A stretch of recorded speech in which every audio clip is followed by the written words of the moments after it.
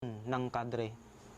Ibig sabihin, kung sino mga mas leader dyan, na mahusay talaga man-debate, mahusay magpropaganda, mahusay mag-ahitasyon, na mawawanted na siya, hinahabol na siya ng military, binawanted na. Namumundok na yon, automatiko. Kaya ang pakinabang, ang ugnayan ng parlamentaryong pakikibaka o yung nasa legal, ano po, at saka yung armadong pakikibaka ay mahigpit ang pagtutulungan yan. Ang lahat ng nasa legal na organisasyon, na yung makakaliwa, na nawawanted na mga aktivista, yun ang nagiging kadre sa bundok. Kaya hindi po pwedeng walang kaugnayan yun. Kaya nga sabi ng ang paninindigan ng CPP, legal na pakikibaka sa kalunsuran at armadong pakikibaka sa kanayunan o sa kabundukan. Habang bumibira sa kabundukan ang mga armado, naglulunsad naman ng rally demonstrasyon sa kabayanan o kalunsuran. Yun ang ibig niya sabihin doon. Ano naman, Ka-Aris, yung mga issue na sinisigaw nila diyan sa mga demonstrasyon na yan? Pangkalahatang issue na dyan, kung anti-imperialista, maraming dala dyan eh. Lahat ng sektor, kahit na rightist yan, kahit yan ni Marcos, loyalist, KSU, ano pa mga organisasyon yan, basta anti-imperialista halimbawa ang issue, galit ka sa mga pagsasamantalang mga dayuhan dito, galit ka sa taas ng presyo ng bilihin, nakikisakay dyan ang CPP. Isa yun sa issue. Lahat ng organisasyon na, check naman, lahat yun dala. Maski yung mga nasa gobyerno, dala eh. Kaya sa mga rally demonstrasyon, ipakikitang ganyan kalakas na ang na-influensyahan din ng CPP. Ginagamit din yon ng CPP yung ganong propaganda sa ibang bansa, sa mga alliance work, kung tawagin, yung pakikipag-alyado ng National Democratic Front. Pakikita na ito, ang dami na naorganisa ang mga nasa parlamentaryong pakikibaka o sa legal. Kaya kailangan suporta ng ibang bansa, yung mga libo-libong tulong, kung ano pa man tulong. Pinakikita na ito ang pagsasakripisyo ng mga nasa kilusan. Ka-Aris, bukod dun sa sinasabi mong pakikisakay, no, ng CPP sa mga organisasyon, sa mga isyong ito, pumapasok din ba kayo sa mga organisasyong ito o sa mga sektor na ito? Pangkalahatan ng katangian ng CPP, kailangan, ang prinsipyo dito, kailangan lahat ng organisasyon, legal, kahit na yan ay hawak ng gobyerno, ay pasukin. Anong mga sektor ang pinasok niyo na o sinikap pasukin? Pwede at siguro, papaano? pwede siguro pangkalahatan masasabi ko dito dahil masasabi ko sa inyo, ako'y kumilos ng 8 taon sa bundok eh. Basta ang alam ko yung ugnayan niyan sa legal, ano po. Hindi ko masabi kung aling organisasyon na, ano. Basta ang mga nasa religious sector, ano po, alam naman natin yung mga nasa simbahan. Napasok niyo na yun? Paano ang ginawa? Hindi ko mapapatunayan kung aling mga institusyon nyo, no? Pero basta ang alam ko, may direktang ugnayan niyan sa mga taong simbahan. Ang issue lang naman dyan ay anti-imperialista, anti-pasistang issue. Kapag kakausap ng CPP, na membro ng CPP, ang isang pare o isang madre, o basta isang relihiyosong tao, ang usapan dyan ay hinggil sa human rights violation. Si ganito pong tao, si ganitong sibilyan, binugbog ng military, isnalwid sa ganoon, kakaawa po naman yung tao, ano sa tingin niyo father o ano sister, o loko talaga mga militaryong ganyan. Yung mga ganong karaniwang issue, sakaya na yon. Unti-unti na ibine-brainwash ang pare. Paano nagkaroon ng pare? Di ba nung una, kukunin na yung istorya. Nung panahon ng Kastila, ang mga pare dito ay mga Kastila. Ngayon, ang mga paring Pilipino nung una, pinagpapatay. Ibig sabihin, kontrolado ng paring Kastila ang mga paring Pilipino. Kaya sa ngayon ay kontrolado pa rin yan, kasi ganyan, paliwanag. Hanggang sa unti-unti na, nagre-rebelde na rin ang pare. Kaya hindi katakata kami nagre-rebel din pare. Kasi nabe-brainwash ng CPP. Hanggang sa pare siya pero hindi na naniniwala na sa Diyos. Meron ng ganoon. Ang sektor ng paggawa o ang labor sector, paano naman ang ginagawa niyo sistema? Karaniwan dyan, di po ba may mga union? Meron sinasabi ang mga organizer na dilawan. Meron pulahan. Kapag pulahan, ito yung sa kontrol ng CPP. Ang mga organizer dyan, mga propagandista riyan ay miyembro ng CPP. Kapag ang isang pagawaan ay walang union, sisikapin magtayo. At ang inaalpasan doon kadre. Isinasakripisyo yung kanyang pamilya, iwanan yun, bibigyan siya ng CPP ng isang lugar, ng isang pwestong matitirahan, at saka lahat ng mga contacts na mayroong mga legal na mga ayaayos para maging isang manggagawa siya doon. Katapos, magpupropaganda siya, mga legal na mga propaganda na hindi siya mahalata. Karaniwan yun. Mayroong mga ahitador. Yung mga inaapi talaga yung hindi ba may mga division yun, may mga departamento yun. Anong issue dito sa departamento na ito? Ito. Sa tingin nyo ba magpupropaganda na yan doon?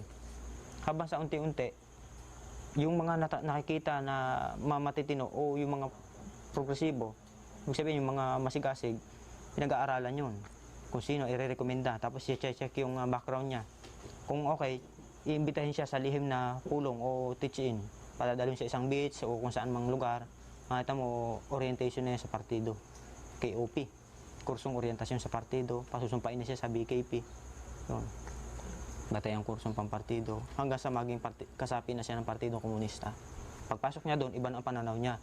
Kapag siguro mukha sa inyo kung hindi niyo pa kabisado ang BKP, pwede kayong magsaliksik doon sa libro na yun. Pag yun ay binasa niyo, pag nabasa yun ng isang unionista o ng isang nag-aaral sa sitwasyon ng bansa, ang mabilis makapanghikayat yun.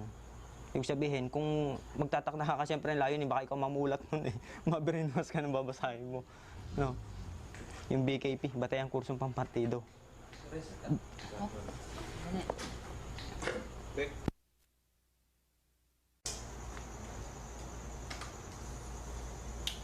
Pwedeng sabihin mo sa amin yung mga specific na katungkulan mo bilang Vice CEO at ano yung mga active participation mo dun sa mga mass activities ng NPA? Katulad nung nabanggit na kanina, pwede magdetalye na lang tayo sa mga military operations. Sa military operation, 1982, buwan siguro ng February yun, isa ako sa napili na maglikwida o pumatay dun sa isang PC informer na ang kaso naman nun sa NPA, sa amin mismo, naitip kami nun eh. Sa isang bahay na tinitigilan namin, na-expose kami at ang aming pinagdudahan nun yung babae na may gusto doon sa isang kasama ko. Ngayon, hindi naman ginusto dahil may patakarang sinusunod kami. Napahiya yung babae, nagsumbong sa PC. Tapos, pinutukan yung aming bahay na tinutuluyan hanggang sa kami umalis. Noon, nung mapag-aralan namin kung sino-sino na maaaring nagpahamak, isa yon yung babae na yun na lumabas. Kaya nung mga 10 days ang makalipas noon, 10 araw, isa ako sa napili na mag-Sparrow at ipina-Sparrow sa akin yun. Ako nag-lead dun sa Sparrow. Yun, sa masabing kung mabuting bang nangyari o masamang nangyari, sa 4 na puto ko doon sa babae, hindi namatay. Tapos, di question yun pala sa akin kung tatandaan niyo yung note na yun.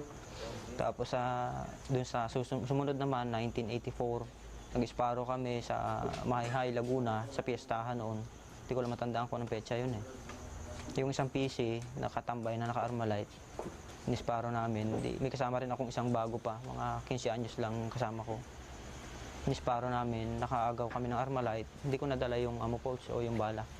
Basta naagaw lang namin Armalite. Basta nabaril ko siya, kuha ko yung baril. Tagumpay din yun. Yung isa, Sparrow noon sa isang barangay captain na recruiter na si HDF noon. Dahil sama-samang ugali yung sa baryo, yung mga tao ba na walang makakain, sasabihin, sige, punta ka sa bahay, kumuha ka ng kalahating sakong bigas. Tapos, kapag may nakita ka kay NPA, sumbong mo sa akin. Parang kapalit na yon yung ganun. Yung Sparrow din namin yon. Yun, ako rin yung nag-lead. Ako na rin yung binigyan ng assignment noon. Bali, 3 sunod-sunod na Sparrow yung 1982-83. 1984, October 14, 1984. Nakasama ko sa raid sa munisipyo ng Liliw. Kami 12 kataong pumasok doon. Ang naging katungkulan ko noon ay Vice Squad Leader o Vice CO ng operasyon. Sa 12 katao, ako yung pangalawang CO. 3 kami pumasok sa loob ng munisipyo, yung iba ay mga gwardiya sa labas. Nakuha namin yung mga armas ng munisipyo. Kalipas noon, 1986, na-encounter naman ako noon. Kasama ko yung 5 tao. 4 katao, bali 5 kami, ako ang team leader. Ang plano rin namin noon, mang-Sparrow sa bayan ng Mauban. Isang si HDF na po sa kalang ipa-Sparrow nun sa amin. Sa kasamaan palad naman, dahil kami mga nakapistol, sa dinaanan namin sa bundok, naandun pala yung Sparrowin namin kasama ng military. Hindi namin alam na sa magkabila ng daan, naandun yung 2 bahay. Pagdaan namin doon, na-check kami. Yan, lumaban na kami ng barilan. Ayun, natamaan na nga ako dito. Namatay yung 2 kong kasama. Tapos may tama ako. naiwanan ko na yung baril ko dahil pagbunod ko ng baril ko, natamaan ako dito. Di, yun, naiwanan ko na yung baril ko. Isa yun sa nakakasamahan ko mga kaso. Itong munisipyo ng Pagsanghan, Laguna, kasama rin ako sa raid noon. By CO rin doon, tapos driver ng isang jeep. Yung ambush kay Captain Katapang, nakasama rin ako doon sa ambush. Siguro 24 kami kung 26 katao. Ang na-ambush namin noon ay 17. PC at saka pulis. Tagumpay din yung operasyon. Posisyon ko rin noon by CO. 1986 siguro yun. Hindi ko masyadong mga memory ang petsa. No? Tapos yung raid sa detachment ng Coast Guard sa Real, Quezon. Yan, tagumpay din yun. By CO, second by CO, pangatlo akong command doon. Dahil ang bumira noon ay platoon size noon. Kalipas yun, ambush sa Louisiana, sa 5 pulis, namatay lang yung 2. Ngayon, isang masamang kwento rin sa akin doon. Natakot yata yung assault team para kumuha ng mga baril ng patay. Dahil natantya ko kasi baka abutin kami na reinforce na mga tangke. Nagpresenta na ako, nag-volunteer na akong kukunin ko yung baril. Akala ko nagkakaintindihan na yung buong tropa na kasama na ang pumupunta rin sa kalsada. Yung pinagbabaril ako ng mga kasamahan ko, buti. May anting yata ako sa bala nung panahon yun. Hindi ako natamaan. Ibig sabihin, bagong gising. Nagising sila, nagpuputukan. Akala kaaway pa rin ako. Yun, isang masamang kwento sa akin.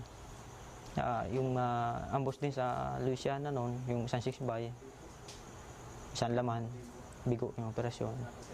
Yung mga labanan na sunod-sunod doon sa Batangas, kung nabalitaan nyo yun. Halos sa tuwing 10 araw na labanan sa Batangas, 1987, yung raid sa Puting Kahoy Detachment sa San Juan, PC, yun, tagumpay din doon. Posisyon pa ba? Okay doon? Vice ako doon. Sa ambush kay Captain Adormeo sa Laia, San Juan, Vice rin doon. Kasama pa yata si Gabenji noon eh. Itong isa pang ambush. Raid sa Barangay Balibago Detachment sa Lian, Batangas. Kasama na rin kami doon. Vice pa rin. So yan yung mga sinasabi mo, yung mga operations nyo against sa mga military. Paano naman yung mga operations nyo against yung mga civilians, like yung mga landlords, yung mga ganun? Yung isang karanasan namin dyan sa Sariaya, yung si Maning Cuello, kilala yung landlord na taga ron sa Sariaya. Meron siyang private army, yung katawagi CHDF noon, armado yon. Dahil mga reklamo ng mga nagkatrabaho sa asyenda, ganon, na nanggigipit sa mga tao ron, nagpapautang ng kesyo, may patubo, tapos mababa ang presyo ng ibinabayad sa kanila. May utang na buhay. Ni-raid namin yon. Kinuha namin yung mga armas noon, nagpanggap kami military. Tapos ini-hostage, kung nabalitaan nyo, pati yung pulis na kapatid niya, si Mario Cuello. Dinala namin sa bundok. Tapos nagtawag natin, press release ba yun? Pinalaya basta siya na merong media. Yun. Pinalaya yun nun. Patakaran kasi sa mga Panginoong may lupa o yung landlord na po sakala may utang na buhay na, pinapatay na yun. Palibhasa ay hangad ng CPP, NPA na makapagpropaganda, manalo sa propaganda, pinalaya pa rin. Dahil middle forces na ang kinabibilangan niya. Pinalaya pa rin. Anong, diba sabi mo naging miyembro ka nung liquidation squad? Ano naman yung mga nagiging basehan para mag-liquidate itong taong ito? Karaniwan na yung mga reklamo ng taga-baryo. Sinasabi na si ganito ay informer. Tapos may mga kaugnayan sa military. Nakita sa detachment, nakita sa munisipyo, kausap na military, yung police. Yung mga ganong kaso, pinagbabatayan na. Nire-recommenda yung mga palilipasin 1 buwan, 2 buwan. Mamaya bababa yung approve ng nakatataas doon. Sige, isparuhin na yan. Minsan, wala pang approve, binabanatan na rin namin. Dahil sa galit kami. Dahil kami, dadalawa, tatatlo. Hinahanap kami ng daming sundalo. Ang suspetya namin, tuturo kami ng mga madaldal doon. Dukutin namin minsan sa bahay, barilin namin sa bahay. Yan, sa tingin ko noon, makatarungan dahil nakoy na doon. Nagpapahamak sila eh. Pero kung isi-shortcut natin doon sa bakit ako nabihag ng NPA, para sa akin mukhang hindi makatarungan yung ginawa namin noon dahil hindi rin makatarungan ang ginagawa rin sa amin. Parang ganun sa maikling kwento. So, sa bali sa pagka tinagal-tagal mo bilang miyembro nga nung